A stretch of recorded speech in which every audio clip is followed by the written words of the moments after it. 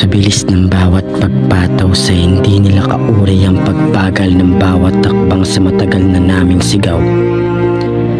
Maging mga sulat ay isinisigaw ang katotohanan na walang lakas depensahan nino man.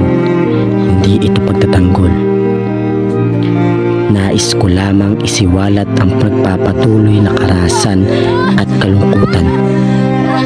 Oo nga't katotohanan ay hindi kailanman nangangailangan ng pagtatanggol. Ngunit hanggang kailan kami mananahimik? Hindi kami matahimik kung maging bawat paghinga ay nagiging pagkasa at pagbugay aming pagbulagta. Araw-araw kaming namamatay.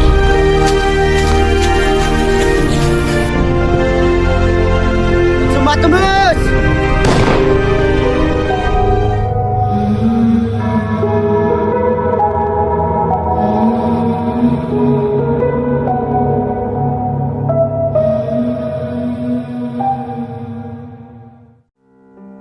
Sapagkat hindi ugali ng nakatataas ang makinig sa katotohanan.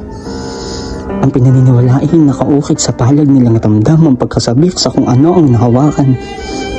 Natapos ang buhay ni na Padre Burgos, Padre Gomez at Padre Zamora na puno ng insulto at kasinungalingan. Sila ay inosente at maging ang nag-iinit na palad ng mga Kastilay alam ang katotohanan yun. Bulok ang sistema, Pepe. Hindi ito ang katapusan kung hindi ang simula. Wala silang kasalanan! Wala silang kasalanan! Mamatay yung dahil sa'yo. Wala kami kasalanan. Iyain mo sila! Bakit kami kailangan? Wala kami kasalanan. Wala silang kasalanan!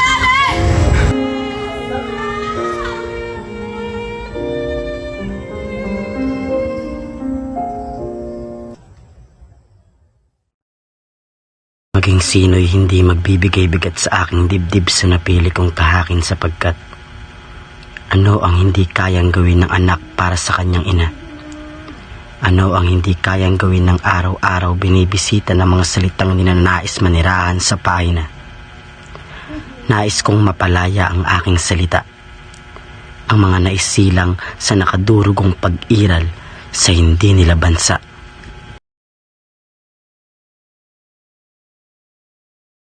Pepe, nais kong marinig ang iyong sinasambit ng isang araw.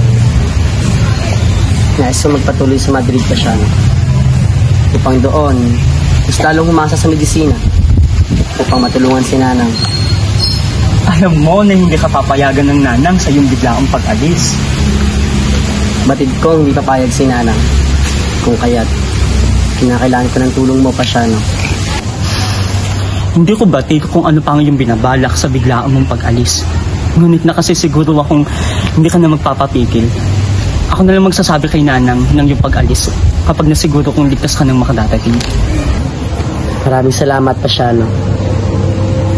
Basta huwag kang makalilim magsumulat sa amin. Sa naging desisyon na pag-alis ni Pepe ay ang pagsuporta naman ni Pasiano at ng iba nilang kaibigan. Bilang man ay matindi pa rin ang bigat ng paglisan, puno ng lihim na pamamaalam.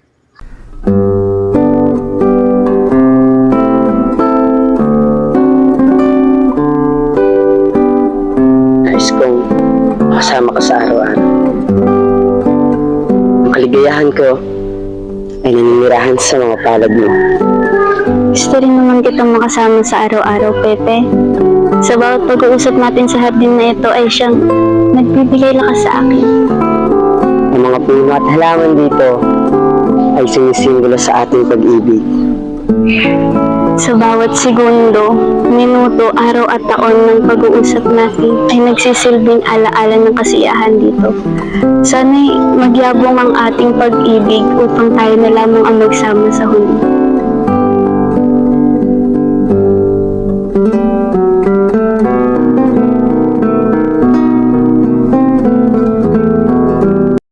Sa pagdating sa Madrid ay ang unti-unti ring paglitaw ng pangungulil at lungkot.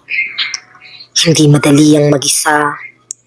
Sa nangyayari sa kanyang pamilya, ang dating gutom na hindi niya minsan naging bisita ay naging matalik niyang kasama. Ngunit hanggang saan ang kayang tiisin ng taong buo ang bawat pagpapasya? Hindi gutom o pagod ang papatay sa pangarap at pinipilit buhayin ni Pepe. Ang pagsisikap na maikintal ang kalagayan ng buong katapatan. Walang itinatanggi. Pinagpapakasakit ng lahat para sa katotohanan. Matagal na siyang handa sa anumang kapalit. Maging buhay para sa bayan. Ba talaga, husay din Luna. Hindi ba ito nakalaylay ngayon sa ating mga Kaya bakit hindi ko nasa yan? Ngunit hindi ba di ba pero Ngayon na nabanggit na lang ako sa ito wala lang yung Sa kasaysayan ng mga nasyon ay mga pangalan agad umiral sa tagumpay. Bigkis ng pagmamahal sa pagitan ng mga nasyon, kala ng Luna at Titan. Sila ay may parehong dugo ng Espanya at Pilipinas. Maaaring isinilang sila sa Pilipinas at maaaring isinilang din sila sa Espanya. Sapagkat pagiging henyo ay walang pinipili ng bansa. Ito ay sumisibo kahit saan. Matagal na panahon ng patriarka, nilalat ng pagtatapos. Ang mga gawain ng kanyang husay na anak, hindi na masasayang pa sa kanyang tahan. Ang krisalis ng silangan ay sinyalis na mapakis na ang kasalitan. Ito ay sinyalis ng pag-ibig. Pagpupulong na ito ay para sa kalusugan ng ating mga pintor. At pagdasal din natin ang gayon din ang ating mga kabataang Pilipino sapagkat sila ang sumisimbolo sa ating pag-asa at pag-iral sa ating pagmamahal sa bayan. Akala mo ba ililigtas ka sa ginawa mo? Hindi ka ililigtas ng Diyos na iyong tinalikuran. ang dasalan mo'y Diablo! At higit sa lahat, ay pinagdarasal ko ang kaligayahan ng mga magulang na hindi nakadarama ng pagmamahal ng kanilang mga anak. Nasa malayo at madilim na lugar, nagsasakripisyo para sa kapakanan ng lahat ng matamis na konsolasyon, nakapos sa bukang liwayway ng buhay.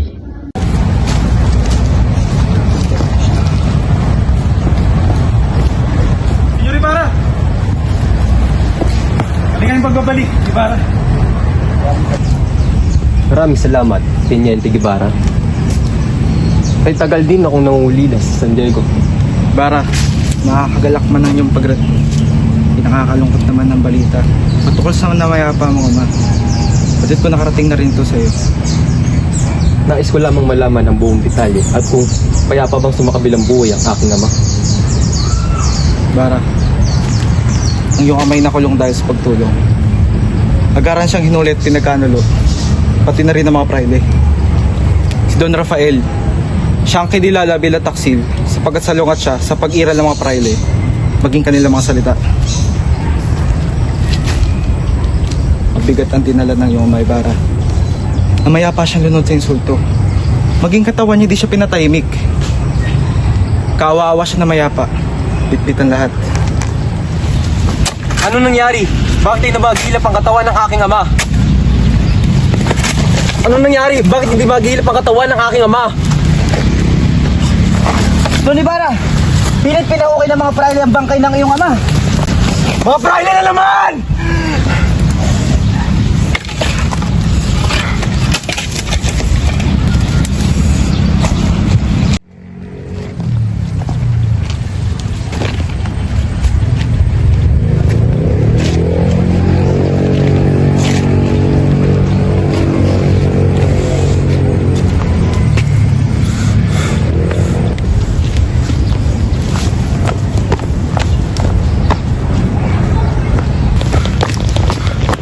Padre Salvi, hindi pa ba sapat ang kalapastangan na ginawa ninyo sa aking ama? Kung kaya't hanggang sa kabilang buhay hindi nyo man lamang hinayaan na maranasan niya ang pahinga? Ibarra, mag-iingat ka sa iyong sinasambit. Hindi magandang paratang ang binabato mo sa akin. Anong mag-iingat? Hindi ba pinahukay ninyo ang aking ama? Ibarra, nagkakamali ka yata. Si Padre Damaso ang nag-utos ng paghukay sa iyong ama. Natama lang naman sapagkat hindi siya sumasang-ayon sa salita ng Diyos.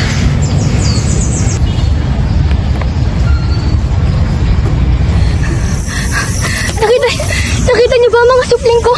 Si Crispin! Crispin! Basilio! Crispin! Basilio! Mga anak ko! Ikaw ngayon naman magnakaw, hindi ba? Hindi po! Parang awa niyo na po! Hindi po magnanakaw ang aking mga supli!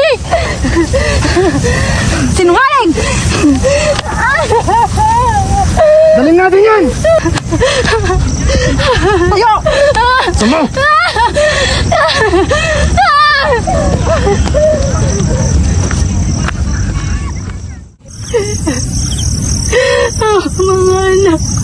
Ang mga anak ko! Saan na kayo?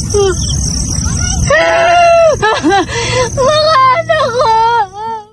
Sana'y di nagmaliw ang dahil ko. Munti bata sa piling nanay. Nanay! Nais kong mauli Magmamakaawa tayo sa Diyos! Papatawarin tayo sa mga Friday! awit ng pag-ibig habang ako nasa duyan. Sana'y di nagmaliw ang dati kong harap ng munti pang bata sa piling nanay. Nais kong mauli awit ni inang mahal, awit ng pag-ibig habang ako'y nasa duyan.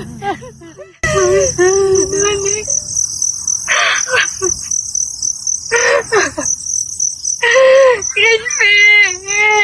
Maawa na kayo sa inay! Sumamad na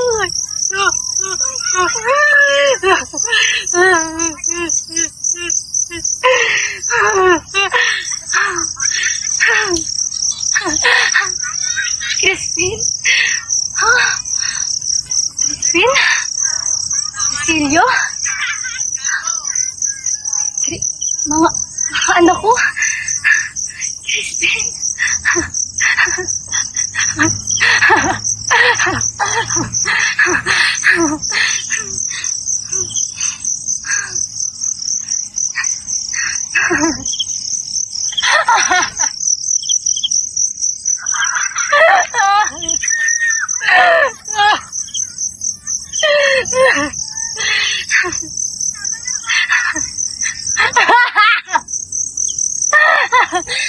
Mga anak?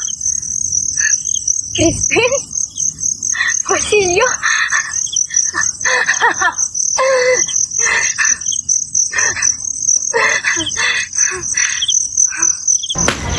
Ay, papangit naman ng mga Indio na ito.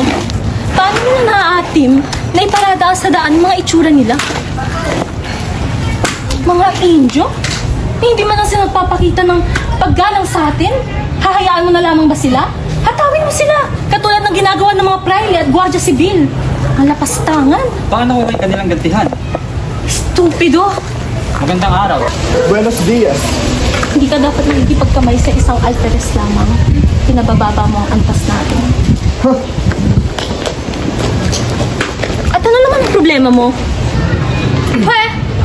Problema? Ano pa sa mga titig mo sa akin? Napupunong ka marahil ng inggit. Inggit? Kailan man ay hindi ako maiinggit? Tignan mo na lamang ang kabiyak mo. Indio? Saka lamang katulong noon? Naghihintay ng limos sa mga katulad namin. Naawa marahil ang Diyos sa iyo kung kaya't nakaangat ka, nakatakas sa nakaraan mo. Ngunit, hindi ba't isa ka pa rin kirida?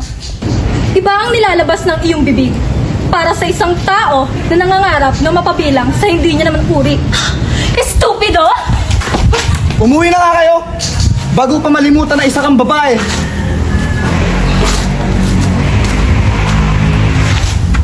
Talaga naman nakamamang ang proyekto ni Ibarra, hindi ba talaga? Opo, agad. Talaga napakaganda mo na tayo namin sila. Kumusta, Padre? Bienvenido, padre. Ano yung pagpatuloy niyo pag-usapan? Nabanggit lamang ni Ibarra ang lahat ng tumulong sa kanyang adikhain para sa kagaganda ng bansa.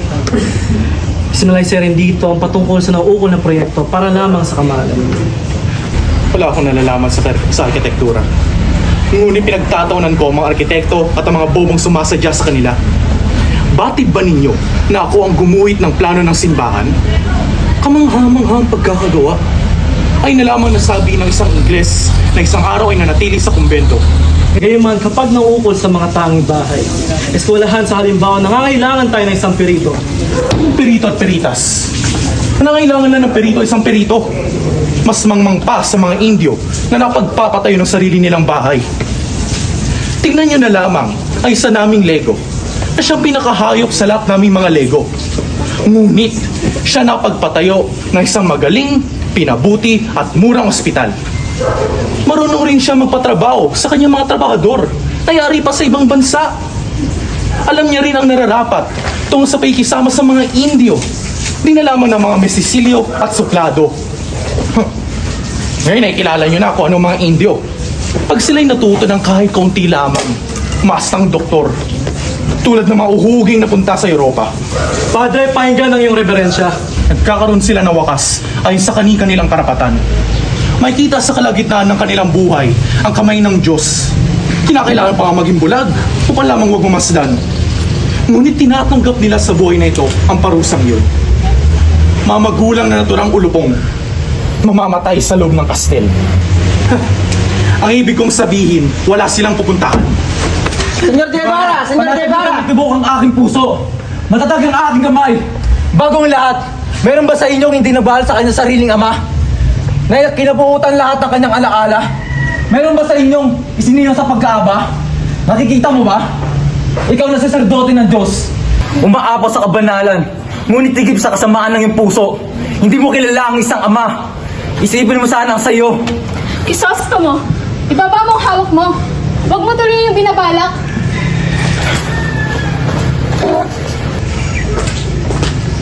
Umamin na kayo! Sino-sino ang kasabi sa rebellion? Sino ang nag-utos? May pagkakataon pa kayo para iligtas ang inyong mga sarili. Patayin niyo man kami! Hindi namin pagkakanula ang aming bayan! Ang mga sugat na binigay ninyo sa amin ay di kaya buwagin. Ang aming tapang hindi kailanman mapapatay ang aming diwa.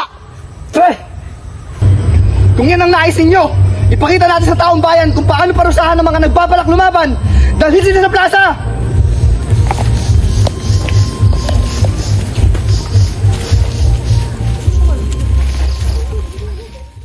Cecilio, natatakot ako. Ngunit, para ito sa bahay, hindi ba? Huwag ka matakot. Ang ating dugo ang magsisimula ng pagbabago. Hindi pa ito ang huli. Ganito ang kahihinatnan ng mga muling magtatangka. Matuto kayo sa kanila. Cecilio! Cecilio! Cecilio! Patawarin mo ako! Cecilio! Patawarin mo ako! Senyor Ibarra! Senyor Ibarra! Ano't naririto kay Elias? Kailangan na natin lumisan. Parating na ang huli sa inyo. Huli? Sa anong dahilan? Ikaw ang tinuturing ulo sa nangyayaring gulo. Tumakas tayo.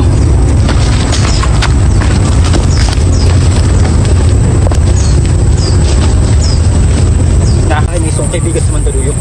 Dadalhin ko lahat ng salapi na nailigtas ko at naitago ko sa libigan ng inyong ko. Elias, dulot ng aking pamilya ang inyong kasawian. 2 beses na akong tinulungan. Kailangan ko rin ibalik ang mga naitulong sa akin. Pinapayo mo akong maniraan sa ibang bayan.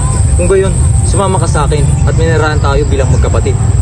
Di maaari. Hindi ako marunong umibig at tumigay sa aking bayan. Subalit maaari ako magtiis at mamatay sa piling niya. Marahil alang-alang sa kanya na lagi makabuluhan. Kaya ang maging kasawian ko ang kasawian ng aking bayan. Upang isang masamang sumihil sa puso naming lahat. Ngunit, bakit ipinapayo mo sa akin umalis? Dahil maaari kayong lumigaya sa ibang pokot, ako hindi. Dahil hindi kayo sinilang upang magdusa. At pinakamalaking kasawian ang masuklam sa iyong bayan. Marunong ba kayo mamangka? Mapapahamak tayo kapag hindi ako tulungan ngayon. Sikapin mo makaligtas.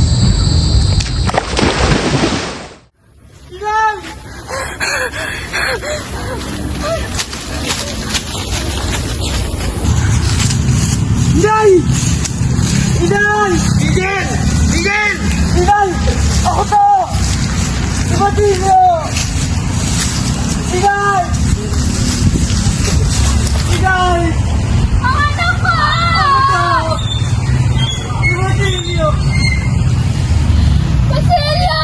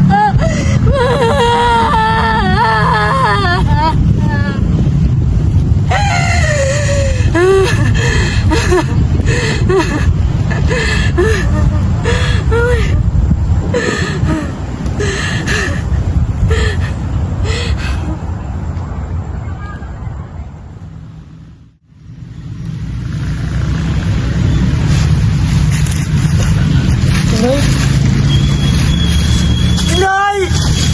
Inay! Gumising ka, Inay!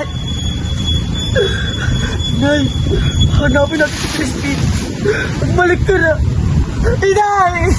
Inay!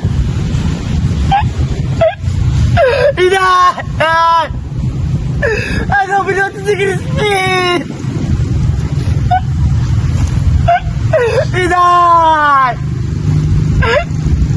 Inay! Inay! Inay! Magising ka! Inay! Inay!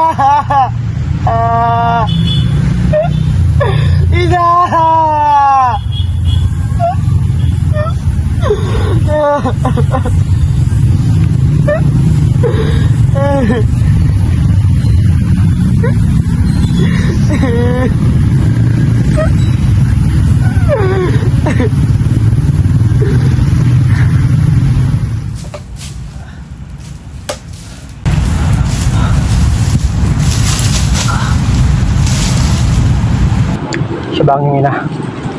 Anong balak mo sa kanyang bangkay? Hindi ko siya maaaring ilibing. Sapagkat hindi ako papahintulutan ng mga praile. Kung ganun, maaari mo bang sunugin ang aking katawan sabay ng iyong ina? Nalalabing na lamang ang oras ko. Hindi na ako sisikatan ng umaga. Sa kabilang pangpang, itumbok ng panggatong, hakutin mo. Gumawa ka ng talaksan. Paglibayin, hanggang sa kami maging abo.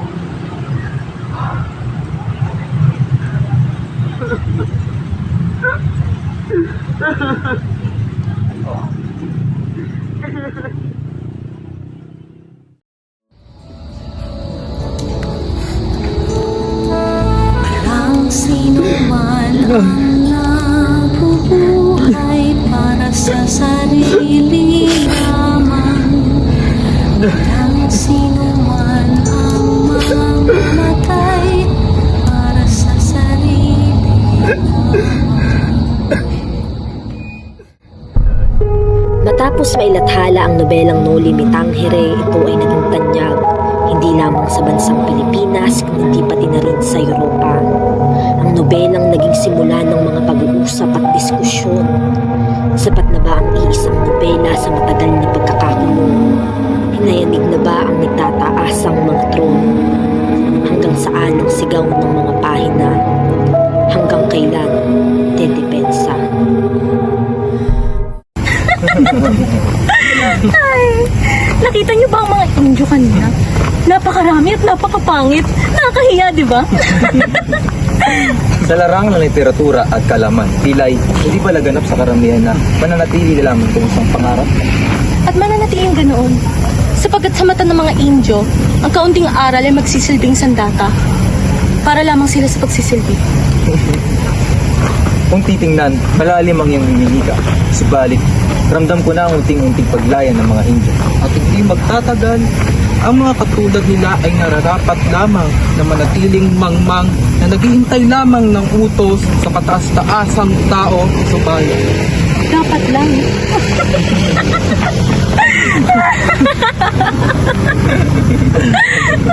Indyo.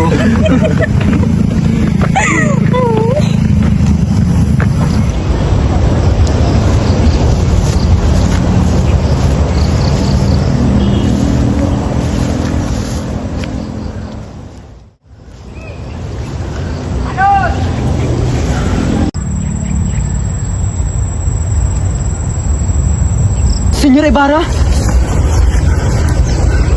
Sino ka? Ako ito.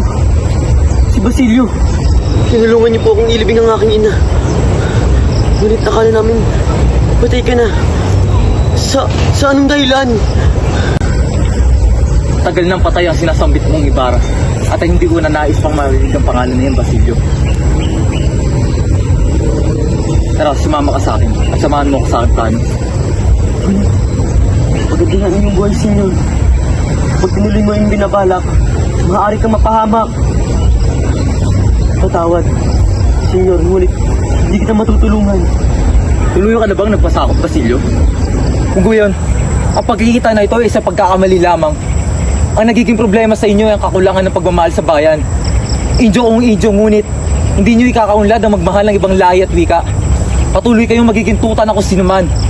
Sa kadahilanang nakatirik ang inyong mga liig sa kamay ng mga manlulupig. Ikaw, Basilio, nag-aaral ka ng medisina. At 1 taon na lamang ay magiging doktor ka na. Subalit, karamihan sa kanila ay makukulong lamang sa madilim na buhay.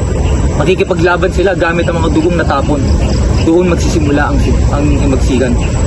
Oras na lumaban at ipakita sa kanila na hindi habang buhay ay maglalakad tayo sa kamay ng mga pang-abuso. Crisostomo, hintayin mo na lamang ako. Ang kamatayan mo ay kamatayan ko rin. Patuloy kita.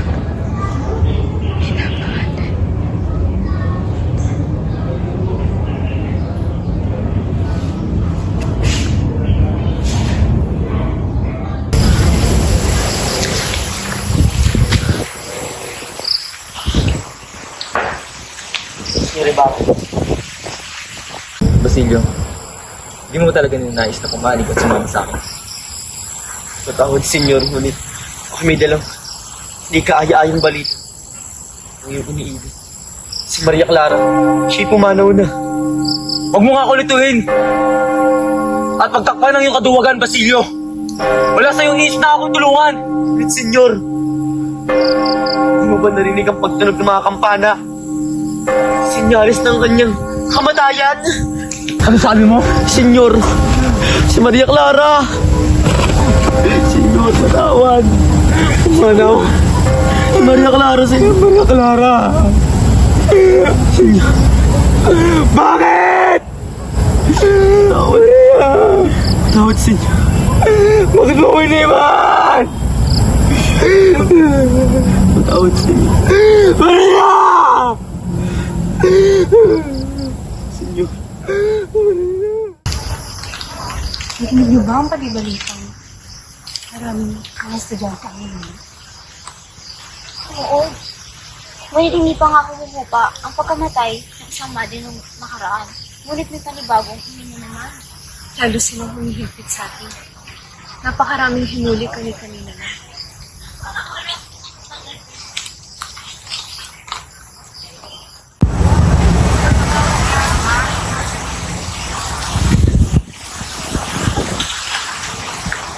Senyor Simon.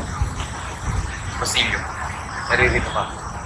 Mukhang masang-ayon na sa akin ang langit at lupa. Namatay ang aking ina. Kapatid at maging ang aking kasintahan. Wala man ng katuturan. Ilang beses ako nagmakaawa sa Diyos. Sa bawat araw ay pumabor siya sa akin. Ngunit, ni isang papel at telegramay, wala akong natanggap. Mistula kaming naging hayop na kinakaladkad hanggat kailan lamang nila gusto. Nawasak ang aming mga pangarap dahil sa walang kwentang pamamalakad ng mga dayuhan. Kaya't Senyor Simon, desidido na ako. Desidido na akong kunin ang dapat sa akin.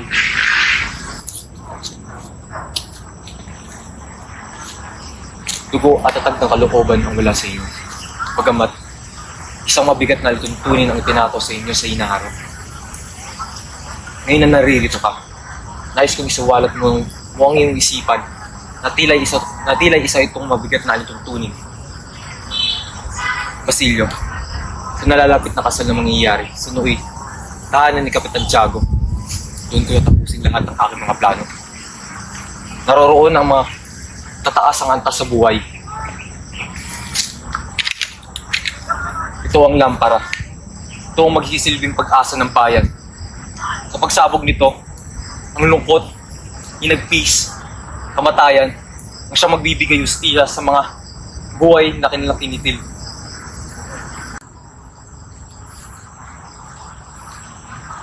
Tawarin sana tayo ng poon. Ngunit isa lamang itong paraan upang usigin ang bawat manlulupig.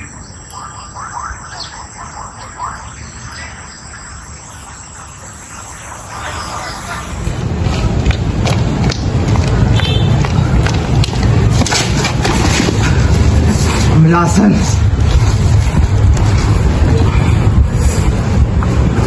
Simon! Anong nangyari sa'yo? Maghintay ka at ikay aking gagamutin. Wala na yung saysay.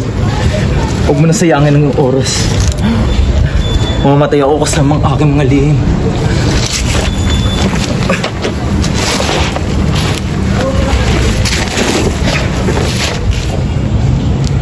Kung kilala mo na ang dati kong maya. Ako si Crisostomo Ibarra. 13 taon nang nakakaraan, bumalik ako sa San Diego pagkatapos ng tagal kong paninirahan sa Europa. Puno ng pag-asa at masasayang pangarap.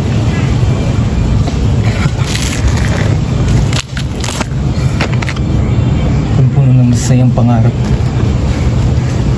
na naging nakakatuwang ilusyon na lamang. Bumalik lamang ako para sa minamahal ko si Maria Clara, para sa aming nalalapit na kasal. Pinili kong maging mabuti at kalimutan ang mga taong nagkamali sa akin. Dahil nais ko lamang maging tahimik ang buhay namin ni Maria Clara. Ngunit, anong nangyari? Nawala lahat sa akin dahil lamang sa isang bagay na hindi ako magawa. Nagpayaman at bumalik ako sa ibang katauhan. Upang ano? Para maging malaya si Maria Clara. Mapapatawag ng Panginoon, Senyor Simon. Batid ng Panginoon na tayo ay nagkakamali. Nakita niya ang iyong paghihirap at kapalit nito ay iyong kamatayan sa mga taong naisip ng gustong tapusin ang buhay. Makikita pa rin natin ang lubos na kabutihan at pagpapatawad niya. Pasalamat sa Panginoon. Batid ko, patatawarin kayo.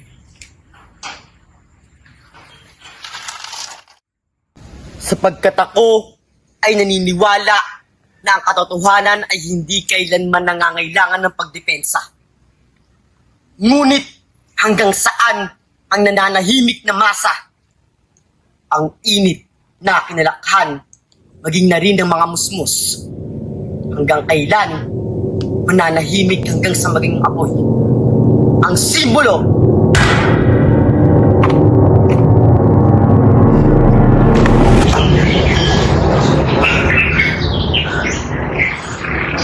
wakas na ang pagkatok ng aking kapalaran. Pepe! Pepe! Pepe! Sandaan na ka! Pepe! Pepe, ayos ka lang ba? Maayos ka ba? Maayos ba? Ano ang pagtrato sa'yo? Nakatakas yan. Nado, tawarin mo ko. Tawarin mo ko. Sapagkat hindi ko nilaman kita. Dahil hindi ko kita. Nakita mo ako sa ganitong kalagayan. Anak, magiging maayos ka naman, hindi ba? Bakas kami nag-aalala sa'yo. Siya nga. Araw-araw namin siniisip ang kalagayan mo rito, Pepe. Kalo, Ano ba ganito ang nangyari sa'yo? patawarin niyo ako. Sa pili kong landas.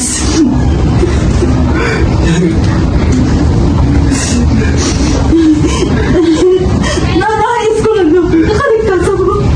Pepe, bakit kita matapos na ganito ang paraan? Paano? Halika, kahit di ko na babalayan.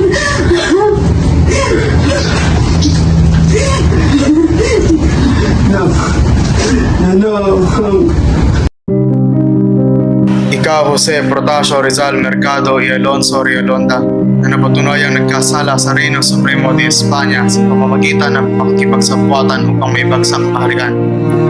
Patunay dito ang iyong mga latalain na mayroong subversibong mga idea at iyong pakikipag-ugnayan sa grupo rebelde de Katipunan.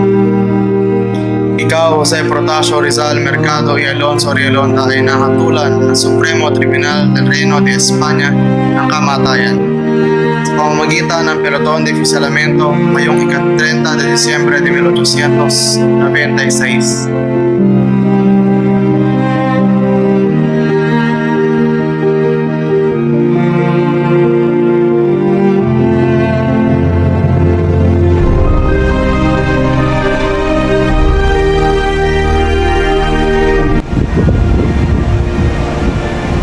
Masaya akong lilisan. Senyor Rizal, Manay sumunod sa inyo. Tradisyonal. Magtakip sa akin.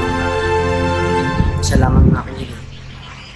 Kung makita ng harapan, taong takatapos sa akin. Ba't na sinabi? Hindi ako traidor. tatanggalin na namin ang piling sa iyong mga mata. Ngunit hindi ka maaaring marap sa mga taong babalik sa iyo.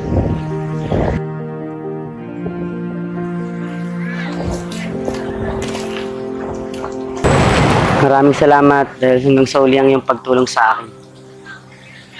Handa na ako. Ikaw ba? Huwag kang matakot. Naririto ako.